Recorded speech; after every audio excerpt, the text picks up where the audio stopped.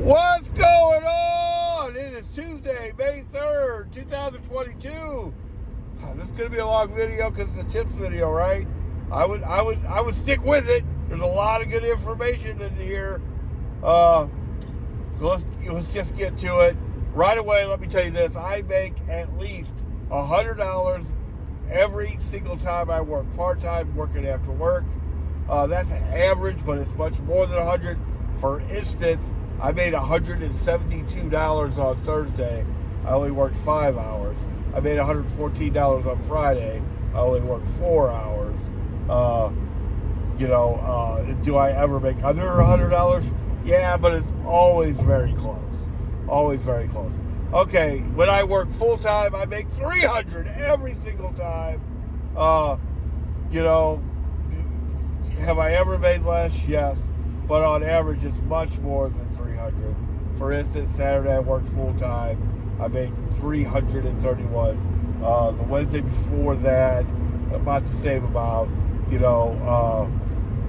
Every time I work full time, I make $300. Do I ever make $286 or $290 or $293? Sure. But on average, I make much more than $300. So let's get right to it. So let's talk about tips right off the top. So I got my tips in from Sunday. You might say, well, what are you talking about? Yeah, customers have up to 24 hours to update their tip. That can be good, that can be bad, it can be very ugly. In my case, it's been good. There's a completed trip file in the app, right? And that gives you your estimated total. For Sunday, my estimated total was $254. I ended up making $270. Much more. I make more than less than that. What that completed trip column is going to tell you. But customers do have up to 24 hours to update their tip. That will drive some people absolutely crazy. What I've learned from that is I usually don't talk about how much I made until after all the money comes in, because it's really not confirmed to that, blah, blah, blah. But like I told you, my total is usually more rather than less. Sunday, for instance, it was $16 more. I made $270. Did not work full-time that day. Stopped at 6 o'clock. I could have done 2 more deliveries and made as much as I made Saturday, $330. I should have made $400 on Saturday, but the day fell apart. So the next tip, Walmart has a magic hour. It's 20 minutes after an hour, every single hour here in St. Louis. What I understand is 15 minutes after the hour in some places. That's what you plan everything around, is 20 minutes after the hour here in St. Louis. What time you start, what time you finish, what time you might take lunch, what time you might go to the bathroom, what time you might eat lunch. I mean, everything is wrapped around the magic hour, which is 20 minutes after every single hour here in St. Louis. Let's talk about start time for a minute.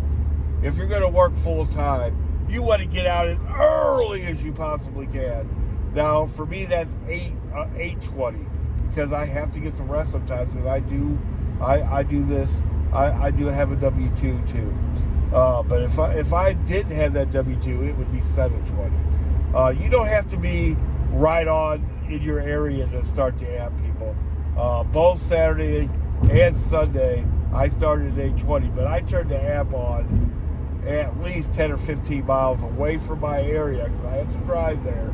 Or if you're at home, you could turn on the app 20 minutes before you're ready to start. You can eat breakfast or whatever, because you got 25 minutes to pick up a curbside order, and they're going to give you time to pick up a shopping order too. So you got 25 minutes. You need this to be within striking distance when you turn the app on for the magic hour. So yeah, they give out the curbside deliveries every hour on the hour here in St. Louis, 20 minutes after. So keep that in mind. They're also going to give you 25 minutes to pick it up. And you can't even check in on it until 5 minutes before the ready time. Usually, yeah, they'll hand it out at 20 after. The ready time will be quarter till, and you can't even check into it to 20 till. Now, there's supposedly some kind of trick to that with airplane mode and all that. I don't know about all that, people. I'm not doing that. So yeah, there's curbside orders, there's shopping orders, there's express orders, and there's batch orders. Let's talk about batch orders first, because I've only done 3 of them all day long, especially around 10 o'clock in the morning. They're going to start handing out all these batch orders, which is, I think, like stuff that they forgot to send, or somebody only ordered 1 item or something like that. We used to get them all the time at DoorDash even. But they're going to be like 10 to 12 stops. They're going to pay usually around $1.50 a mile. You know, that I don't play around with them too much. I have done 3. 1 I took on accident. And they're not bad. They're not bad. The ones that I did, I got done in around an hour. But it's just not my cup of tea. One thing for sure, don't expect tips on those orders. I see that question on social media. Am I ever going to get a tip on those? No, you're not ever going to get a tip on those. No, you don't get tips on those. If you do, that's a miracle. Praise God, all that stuff. Because you're not going to get tips on those. Okay, don't ask that question. It just never happens, hardly ever. I don't think ever. So that's first. Next is an express order. Be careful with those. From what I understand, they don't even start to get those ready until a driver takes the order. So if it's 44 items express order, you might be waiting a while. If it's 4 or 5 items, or like the other day I had a 21 item one, it'd probably be okay. If it's 20 items, you're probably going to wait a little bit. Depends on what time it is and how much it pays and all that. But just be cognizant of that. They're probably not going to get it ready until you take it. The next kind of order is a curbside order. It's pretty self-explanatory. You're going to pull up there. It's the ready time in St. Louis is going to be quarter till. You're not going to be able to check into it to 8. If you started at 8:20, you got one for 8:45. You're not going to be able to check into it to 8:40. That don't mean they're going to be waiting. They're not waiting for you to pull in. Trust me. Most of the time, some stores are. Some stores are really good. Some stores are really bad. But yeah, you might not get that. You might get it. You might get it at 8:40 in 1 second, or you may get it at 9:15. You or later. Here's a big tip, guys. The first thing you should do when you get a curbside order is check and see if it's ready. If it's not ready, if it says getting ready, if you're real close to the store, you better just know that you're going to have to wait. If you have to drive any distance to go get it, be cognizant of this, that it might not be ready when you get there because there's some kind of issue with it. You're going to notice as you do curbside orders and check to see if it's ready, and 95% of the time they're going to be ready. Either the store's real behind, or they're having trouble getting the order picked, or somebody, or part of it's going to get canceled, or that means there's an issue. So you might, depending on the situation, want to give that burn. Okay? And then you're going to deliver it, blah, blah, blah, and get the next one at 20 after, right? Let's talk about shopping orders. I prefer the shopping orders because you're not relying on Walmart to do all the work for you, and all the issues that can come up with that. Relying on them not to be really, really busy. Relying on them to be motivated to get your stuff out to you. All that stuff. The shopping orders usually pay a little bit more. And if you've done shopping orders for DoorDash or Instacart or any of those places, you've got to get that kind of mentality totally out of your mind. Now, I know some places are kind of organized. Total Wide with DoorDash is pretty organized. And then Instacart, for what I understand, some places are pretty organized, but others are complete messes. Walmart's not a mess. It is very, very organized. Hard for me to say that, but I got a lot of respect for them that I didn't used to have. They're going to give you the aisle number. They're going to give you the section number. They're going to give you the price. Is it 100% all the time? No, but it's close. It's close. And the price is a big tip, people. I find a lot of stuff based on the price. It just allows you to scan the shelves real fast. Because a lot of the stuff is similar. It's hard to tell. One might just be a different kind of sauce, or one might be low sugar or whatever. And it's just a little blip on the box or the can, but the price a lot of times may be different. If you get to a section that says 100, that's the sections on the aisle, like the out facing the aisle, right? If it's 200, it's on the other side. By like the 100s will be by what? Section 1. The 200s will be by whatever the indie section is. Okay, that's the stuff facing the aisle, facing as you're walking down the aisle, going into the aisles. It's not hard to understand. If let's say it's aisle 34, section 47, what does that mean? There's not 47 sections. That means it's in the middle, people. It's in the middle. A lot of stuff's in the middle. It's usually real easy to find. Sometimes not, but at least you know it's in the middle. That's where you're gonna look. Okay. And you're just gonna drop the stuff off. You're gonna take a picture and go.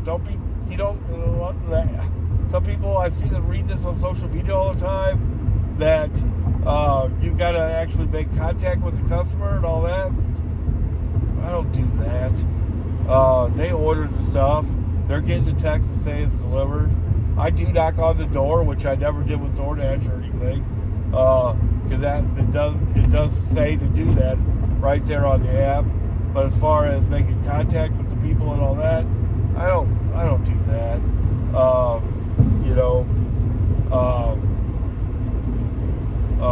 So the shopping deliveries seem to pay more, and then you're not relying on Walmart to do all that. The whole, you don't have to go to the cash register. You go to the scan and go. You just scan the QR code and back it up. I'm going to tell you this: if you don't want any drama ever, you want to tell the person as you're walking in to the scan and go, hey, I'm doing Spark. They may want to come over and check it. Let them do all that. They want to see your phone. Here you go. Just hand it to them. Do what you got to do. You want to look at every item. You want to go through it. You want me to point the stuff out to you. Whatever. Let's do it. Let's get it done. Whatever you need, let's do. It'd be real easy to steal. It would. I don't steal. I hope you don't steal. But it would be real easy. So and then as these people get to know you, they're going to see you come in, and let me tell you this: they don't want to check your stuff. So after they see that you're an honest person, they're going to leave you alone. I don't care who they are, how badass they may be. They're going to leave you alone after they figure out you're honest. They don't want to do that extra work. It's really easy stuff. Let's talk about Nomads Land for a while. Let's say you get a curbside order, and it's a good one. They have it ready. They get it ready at 45. It's 2 miles away. Hey, it happens all the time. 3 miles away. It pays $21 or something. You leave there at 45. You got it done. It's 9 o'clock. It's 9 o'clock in the morning. you got 20 minutes maybe before you get another delivery. Now, you could get deliveries in between. Stuff they may be backed up, but most of the time the orders come out at 20 after the curbside orders do. So you're what I like to call that 9 o'clock, or let's say this: it's the other way around. Just two orders. They don't get the stuff out to 9 o'clock, 7 or 8 miles, and you get done at 9:30. Well, you're not going to want to wait all the way to 20 after to get a delivery. What do you do in Nomads Land? Well, they have the batch orders. You can think about doing those. Like I said, I've done 3, but I try to stay away from those. They have those express orders. You might consider doing one of those if they have one. They're hopefully what you're going to get is a shopping order. I know it's hard to believe, but those are my preferred orders. Or you may want to compromise what you would normally do. Now, I don't want to say you want to compromise too much. I'm not talking about doing stuff for less than 2 or 3. I'm talking about compromising the total amount. Like, I'll do a lot of $13 3-mile deliveries. It still pays $4 or $5 a mile. Sometimes more than that, $6, $7, $8 a mile. But it might only be $13, $14, $15. They tend to have those. They tend to want to try to get those done in those Nomads Land hours because nobody wants to do them at 20 after because they're waiting for their good curbside order. So they'll put those out there to Nomads Land times, and I'll snatch those up and keep busy, keep making money. There's no difference between doing 2 of those than one $30 order, and that's how I can get to that 100, get to that 300, doing stuff in between. Of course, the other thing you could do, and I hope, especially when I first started doing this, I multi-apped. I had DoorDash going. Sometimes I had 4 apps going. Now I've mellowed off that a little bit. Sometimes I've learned to get everything done in that Nomads Land time done that I would need to get done, as far as getting gas, going to the bathroom, getting something to eat, running some kind of errand that I need to get cleaning out my car, whatever. That's what I do in the Nomads Land times when there's nothing going on.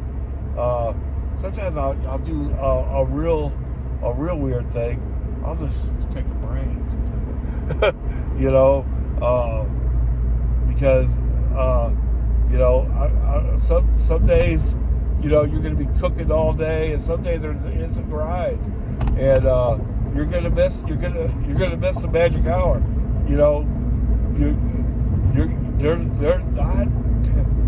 I say since I've been doing this 10 times total, have I missed getting the order at 20 after, but it does stick when you don't get one, because then you got to wait a whole other, theoretically, then you got to wait a whole other hour. Well, if you've already got gas, if you've already ate lunch, if you've already cleaned out your car, if you've already ran that errand you need to run, what are you going to do that whole hour? Well, yeah, you can flip on DoorDash, people, and do that $10 5-mile delivery, whatever. You remember those days when you thought that $6.25 2.2 mile delivery was magic? and they are good, and a lot of times they have in tips, and it knocks it all the way up to $10. The memories. Well, you can knock out a couple of those while you're waiting. But there's other orders that are going to come. I shouldn't say that. There's a possibility other orders will come in. They may be a little weird. Like I said, $12, $10, $9 for 2 miles, something like that. Something that a lot of Walmart people wouldn't do, and then but they've never. But what I like to say is that everybody that does Walmart Spark should have to do DoorDash for a month. It should be like boot camp, so you don't think a $9 2-mile delivery is a bad thing. That's $4.50 a mile. You know, but I will say this too: you're gonna have to get that whole DoorDash, Instacart, Grubhub, Uber Eats mentality out of your head. People ask me sometimes, what's the miles to money like? I don't know. I mean, I used to really think about it, but after I've gotten, I've done about 200 or 300 of these deliveries. Let's say I've done 320, right? When 300 of them are 25, 3 or 4 or 5 mile deliveries, you just get that mentality goes away. They all pay about $5 a mile, $6 a mile, $4.50 a mile. I'm not really worried about the miles to money. I mean, in the Nomads Land times maybe, but most of the time I'm not worried about that. I'm worried about how much does this pay. And here's another tip for you. Don't be afraid to drive to go get a $35, $40 a mile delivery. Now, if it's a curbside delivery or an even express delivery order, make sure that order's ready before you drive 20 miles to go get it. For sure, 100%. Make sure it's ready. But don't be afraid to because it's common sense, right? Even with the gas the way it is, if I'm in St. Charles and I get an order in Winsville that pays $32, and I got to drive 20 miles to go get it, how much does that cost me? I'm going to tell you exactly how much that costs you. It costs you $3 to go make $32, right? If you're not willing to pay $3 to make $32, honest to God, you might want to consider doing something else, because that's good money. And that might actually put you in a better area. Some other tips, no matter what you're doing, is keep the faith. These numbers, somehow, some way, and at the end of the day, I've talked about this. I've had 2 or 3 days, bad days in 8 months. All the rest of the days have been good days, and I work a lot. So you're gonna have a bad day every 2 or 3 months. Sure, it's not gonna click. But most of the time, you're going to make that money, baby. You got to keep the faith.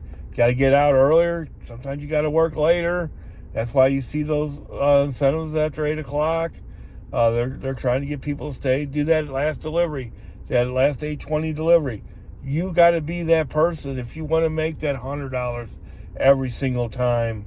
If you you work part time. If you want to be that person that makes $300 every time you work full time. You got to be that person. When the day's over, you're not going to remember all the crazy stuff that went on the next day, right? You just move on. Every one of them's a delivery at a time, a day at a time, just get it done, baby. And then, 2 or 3 days ago, from then, you're not even going to remember what happened. In the moment, some of this stuff seems like such a big deal. And for me too. But, when it's all said and done, it's nothing. So keep the faith. Keep the faith, grind, all that stuff. Let's make some money out there, people. This video's long enough.